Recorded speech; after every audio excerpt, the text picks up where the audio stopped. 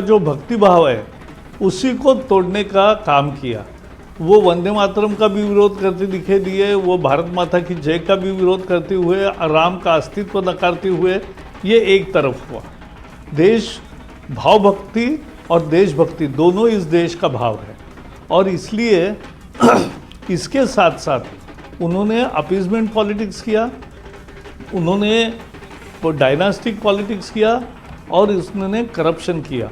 तो इसीलिए अब महादेव को भी नहीं छोड़ा छत्तीसगढ़ में, जिसकी सारे देश पूजा करता है उसको भी नहीं छोड़ा, उसको भी जुआरी के इसमें लगाया।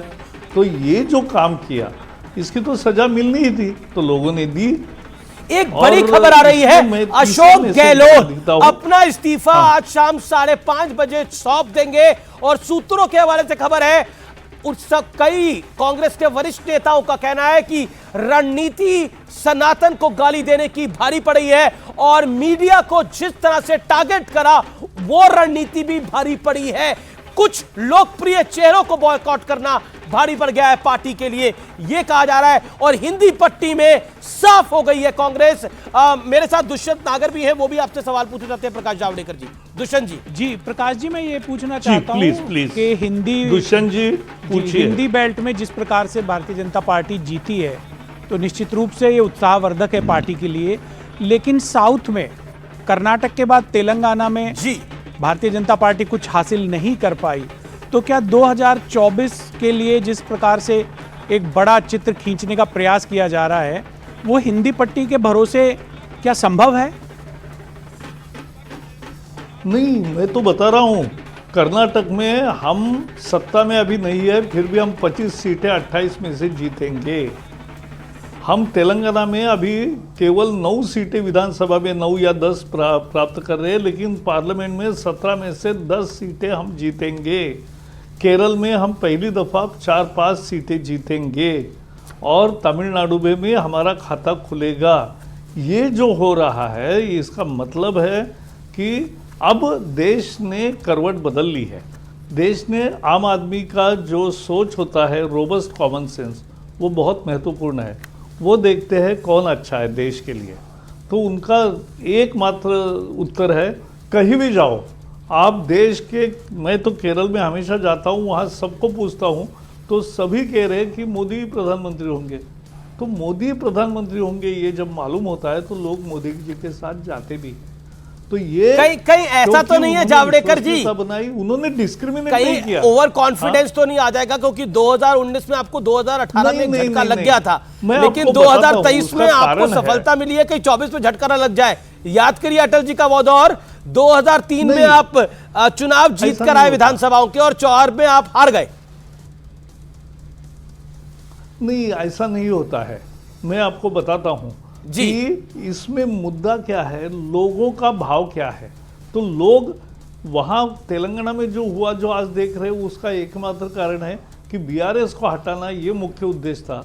तो कौन हरा सकता है, तो उसको वोट दिया, बाकी कुछ नहीं हुआ है। तो इसमें, और दुर्भाग्य से हम वो चित्र प्रेजेंट नहीं कर पाए। लेकिन सबसे महत्वपूर्ण बात है, कर्नाटक में हम अभी सत्ता के बाहर है, फिर भी हम 25 सीटें 28 में से जीतेंगे, क्योंकि पीपल आज तो विश्लेषण कर लेते हैं। लेकिन राजस्थान में कई कैबिनेट मंत्री चुनाव हार गए हैं, बीजेपी के स्टारवर्ट नेता सतीश पुनिया चुनाव हार गए हैं। यानी आप देखें अगर, तो राजकुमार भाटी, ऐसा नहीं है कि आपका, प्रकाश जी आपका बहुत बहुत शुक्रिया। राजकुमार भाटी, ऐसा नहीं है कि कांग्रेस के सारे दिग्गज आ रहे हैं, बीजेपी के भी स्टारवर्ट नेता 2-3 जगह चुनाव हार गए हैं। यानी कि आप मैंडेट देखिए, बीजेपी को बड़ा मैंडेट मिल रहा है, लेकिन कई स्टार नेताओं को पब्लिक निपटा रही है। यानी कुल मिलाकर आप फॉर ग्रांटेड नहीं ले सकते। नहीं, पहले तो जो 3 प्रदेशों में भारतीय जनता पार्टी जीत रही है और एक में कांग्रेस जीत रही है, दोनों पार्टियों को उनकी जीत के लिए बधाई। जो आप कह रहे हैं बिल्कुल ठीक बात है। हर चुनाव राजनीतिक कार्यकर्ताओं के लिए एक सबक होता है, एक शिक्षा होता है। वो कुछ ना कुछ संदेश देते हैं, इसकी समीक्षा करनी चाहिए। अभी जावड़ेकर जी कह रहे थे, आपने भी टिप्पणी की कि गुड गवर्नेंस और डेवलपमेंट के मुद्दे पर बीजेपी जीत के आई है। तो अच्छी बात है, अगर गुड गवर्नेंस और डेवलपमेंट के मुद्दे पे कोई भी पार्टी चुनाव जीते। मैं तो कहता हूँ लड़ना भी इन पे ही चाहिए, विकास के और प्रशासन के मुद्दे पे ही चुनाव लड़ना चाहिए।